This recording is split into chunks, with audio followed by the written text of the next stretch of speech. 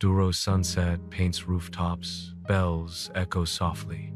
Porto isn't just a city, it's a living storybook, where every corner has a tale, every building whispers history, and every glass of port wine carries centuries of tradition. If you've ever dreamed of exploring a city that blends old-world charm with youthful energy, Porto is waiting to sweep you off your feet.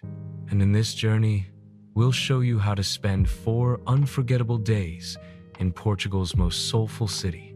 Your adventure begins the moment you step into the historic Ribeira district. This UNESCO World Heritage Site is the beating heart of Porto. Picture yourself wandering through winding alleys lined with colorful houses, their facades decorated with traditional azulejo tiles that shimmer in the sunlight. The Ribeira Square, right along the riverfront, is the perfect starting point. Cafes spilling out onto the cobblestones, locals chatting over espresso, and street performers filling the air with music. From here, look across the river and you'll see the magnificent Dom Luís Bridge, a steel masterpiece designed by a student of Gustav Eiffel. Walking across its upper level gives you one of the most breathtaking views of the city. Day 1 is all about soaking in the essence of Porto. After exploring Ribeira, make your way to the Sé Cathedral. Century stands proudly at the city's highest point. Inside, its Gothic cloisters, adorned with blue and white tiles, are nothing short of mesmerizing. Just nearby, wander to São Bento railway station. Don't worry if you don't have a train to catch, because the real attraction here is its grand hall covered in over 20 azulejo tiles, each depicting scenes from Portugal's history.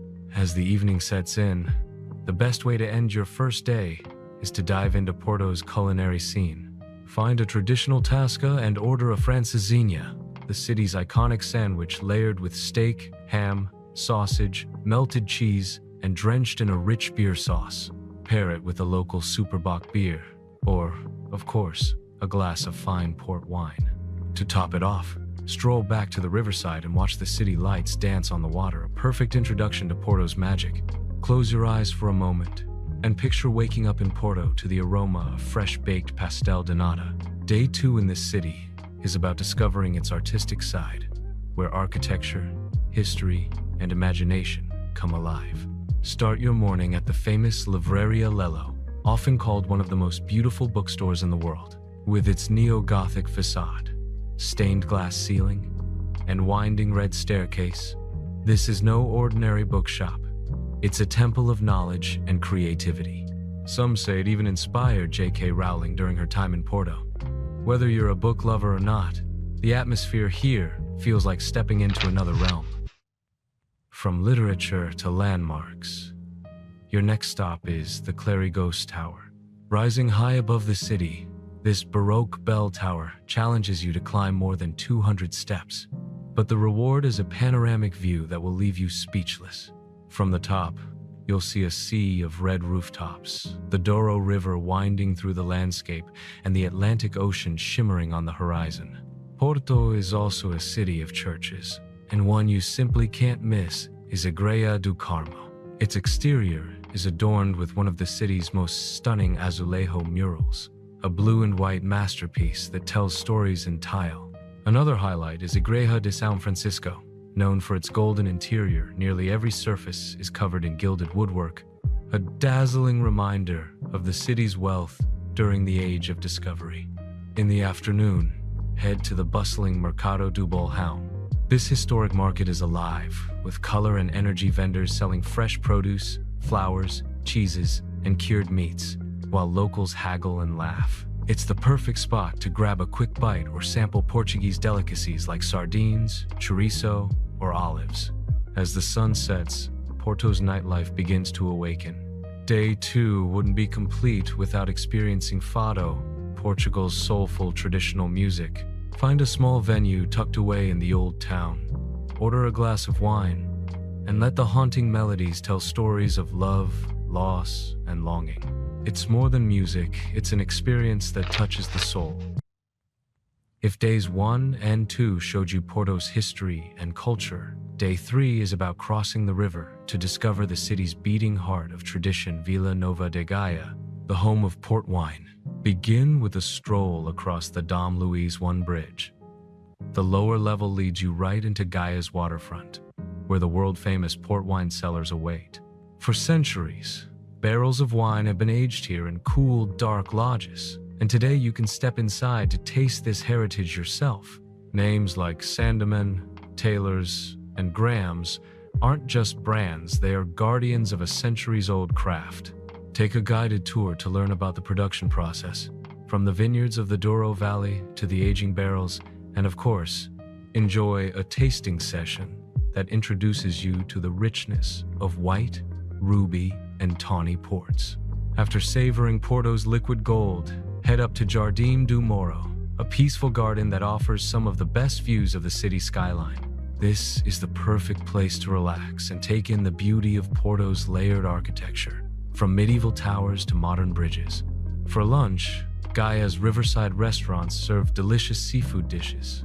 Try grilled sardines or polvo a la guerrero octopus baked with olive oil and garlic. Every bite feels like a taste of the Atlantic itself. In the afternoon, escape the urban hustle with a cruise on the Douro River. Traditional Rebelo boats, once used to transport wine barrels, now carry visitors along the water, offering unique perspectives of Porto's 6 bridges. The golden light reflecting off the river, with the city rising steeply on either side, creates a memory you'll never forget.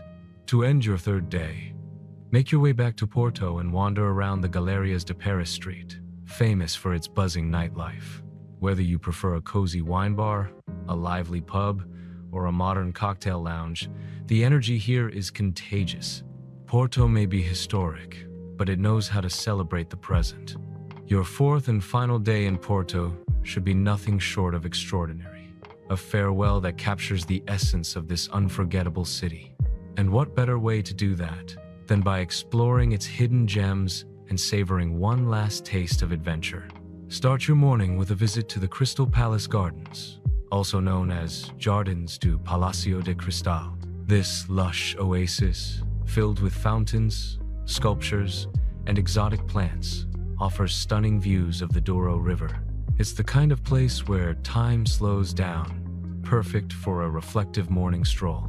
Next, take a tram ride along the river to Foz do Douro, where the Douro River meets the Atlantic Ocean. The coastline here is breathtaking, with waves crashing against rocky shores and lighthouses standing tall against the horizon. Walk along the promenade, feel the salty breeze, and if the weather is kind, relax at one of the sandy beaches. No trip to Porto would be complete without indulging in its food one last time. For lunch, treat yourself to bacalhau à brás, a traditional dish made with salted cod, eggs, and potatoes.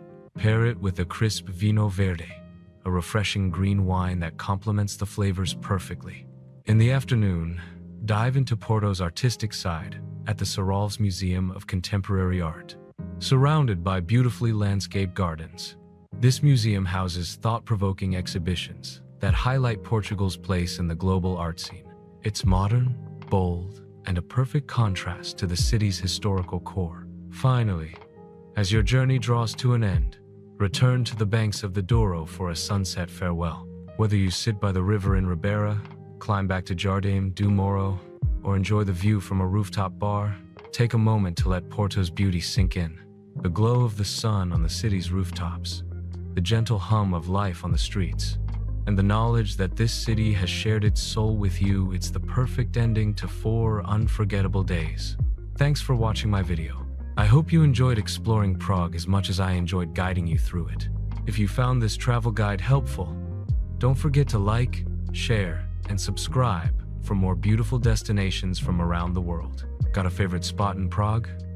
Drop it in the comments, I'd love to hear from you. Until next time, safe travels and see you in the next video.